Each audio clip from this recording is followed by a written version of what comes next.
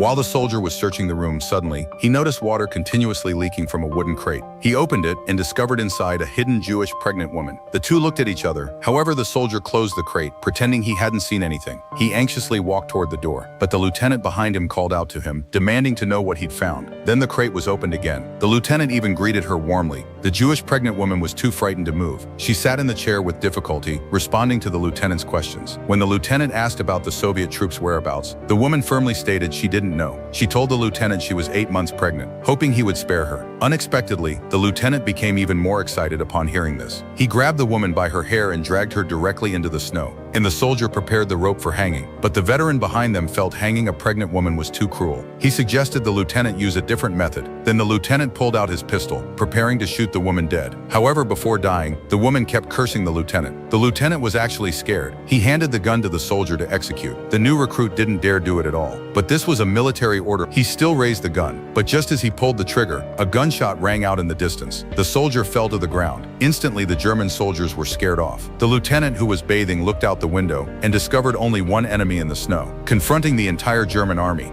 And he was the woman's husband. The man quietly hid behind the wooden house, suddenly flashed out and stabbed his knife into an enemy. Then the man used the corpse as cover, and with one shot took out the sniper lurking on the roof. When the Germans came out searching, they found he'd already vanished. Just then, a bullet suddenly fired from the snow. The man hid behind a wooden post, and with one raised shot took out the enemy's machine gunner. Outside, soldiers kept falling, making the bathing lieutenant both angry and afraid. He could only wear just a dress, fleeing for his life through the snow. A German unit passing by discovered him. Then the lieutenant led the Germans preparing to fight back. They used mortars to bombard the wooden house wildly. In no time, it became a pile of ruins. But just as they were about to move forward and clear the battlefield, they didn't know the man had already aimed at them.